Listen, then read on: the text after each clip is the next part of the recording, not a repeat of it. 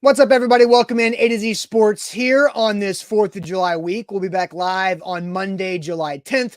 We're going to give you guys a couple quick topics over the rest of this 4th of July week to hold you guys over until we are back and at it for live Titans coverage and conversation. Do want to thank our sponsors before we get going and talking about a potential former Titan that could be opening the door for a comeback this season with the team, but also thanking our sponsors, BetMGM. They've been with us for 3 years now. Love working with BetMGM.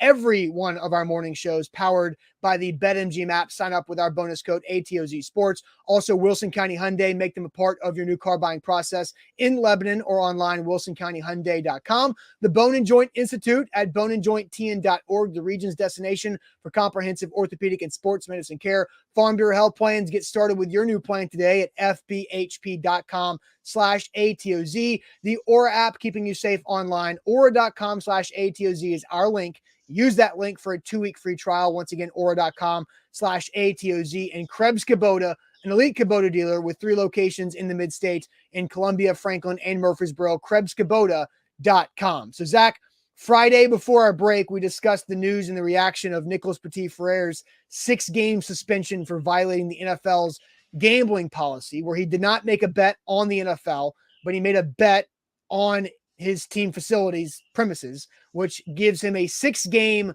suspension. So he is out until after the Titans bye week against the Atlanta Falcons in week 8.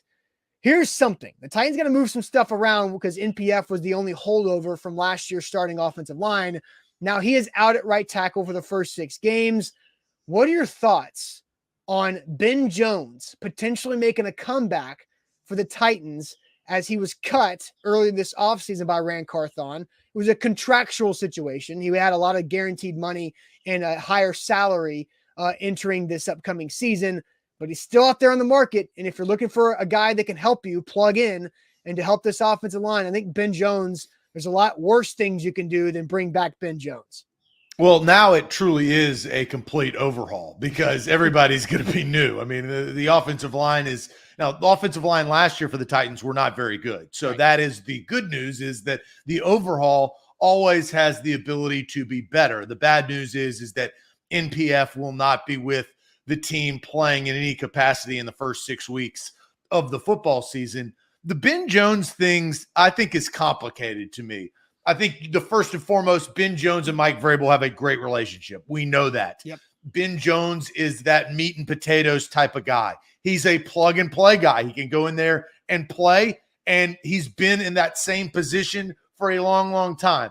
I think the big concern with Ben Jones is the same concern with NPF, is availability. He's 33 years old. Yep. We know that Ben Jones gives his all each and every week, no matter what it is on that field. And I think that he's a true blue Titan. I don't think about him as a Houston Texan who he kind of spent the first part of his career. I mean, he embodies what I think Mike Vrabel and this Titan team wants to be: physical, tough, move the ball, know what to do, run block, pass block, make the calls at the line of scrimmage. He's 33 years old and he's had concussion issues. Those are 2 things that don't mix well in the NFL. That would be my one kind of pushback. It's good to sign a guy, and he's a veteran, so he's going to cost you some money more than NPF. Right. But at the same time, will he be available to play the 6 games, right? He's currently a free agent. He's available. He has not officially retired. And that was the thing with Ben Jones is, are the Titans going to cut him, or do they want Ben Jones to retire so they don't have to cut him? The financial cap situations for either cutting him or him retiring were the same, but the Titans had to cut him because clearly he has not retired yet, not ready to officially make that move. Zach, I think like I said earlier, there's a lot worse you can do than bringing back Ben Jones. Here is my hypothetical fix if Ben Jones is an option, right? Because NPF, he'll be gone for 6 games. The Titans have their bye week in week 7. The London game is week 6, so NPF doesn't have to do those frequent flyer miles over to London for that game. He comes back week 8 against the Falcons. There is that long week of the bye week for a reacclimation period for him with the offensive line unit, and he can practice in training camp, just like Lawan practiced in training camp a few years ago in 2019 on his 4-game suspension for PEDs. And Vrabel was having to do the juggling act of Lawan reps, Dennis Kelly reps, back and forth throughout that to get them ready, and it worked out well. I think Ben Jones can also help the camaraderie and the unit of that offensive line. Here's how I would do it. You bring back Ben Jones, he goes right there to center.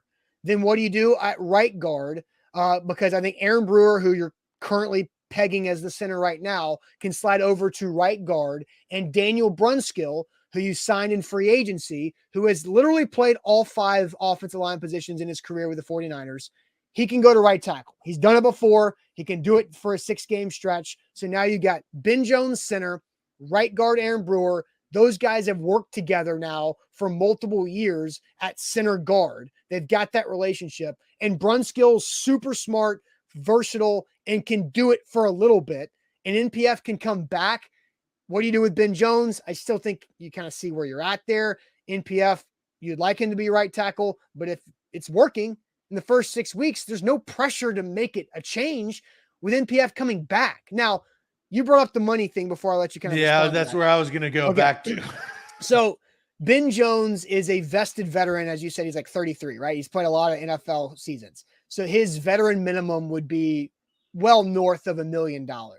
You would want to bring back Ben Jones before the season begins. Ben Jones would not come back after the original 53-man roster is set, right? Because then he wouldn't have his money guaranteed. So it's not that much money that they would have to eat. I just think it depends too. What could that be taking away from? That's not going to. DeAndre Hopkins. Who's more important? So I'm going to give you 2 scenarios. This is why we do this show. 2 scenarios. One scenario is you have DeAndre Hopkins without Ben Jones, and you got to play Dylan Radins. Dylan Radins not ready. Dylan Radins not ready.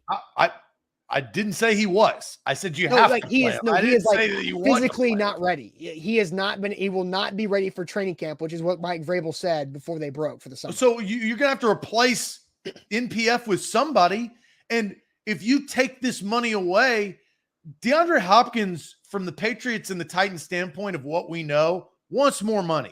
Yeah, but to be honest, Zach, I don't think $1.4 million for a Ben Jones move is going to really move the needle much. That's the difference between $13 million and $14 million, or $14 million and $15 million, or $15 million and $16 million. That's a big deal. That could be the $1 million of negotiation between the Patriots and the Titans that puts them over the edge. Zach, if it comes down to $1 million for DeAndre Hopkins, then they'll figure out other ways to do it. Look, you got another team in the race. Zach, they'll put that $1 million that you're talking about on 2025's salary cap for all they care. That's not going to be the difference maker for DeAndre Hopkins in my mind. I think if I were to go against my own argument about what would be a reason to not bring back Ben Jones, I think it has to do with what you want to learn about Aaron Brewer, because Aaron Brewer has been a backup offensive lineman. He's been a starter at left guard. He's been your backup center for a few years. You have questions about his overall ability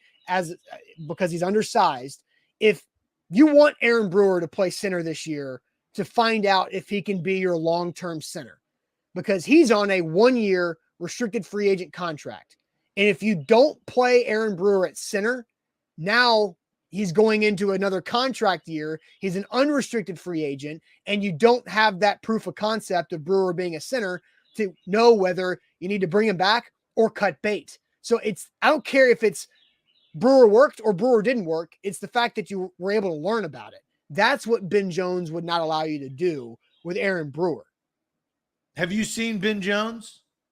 Does he look, is he skinny like Lawan? No, he's not gone the Lawan. Do you know that?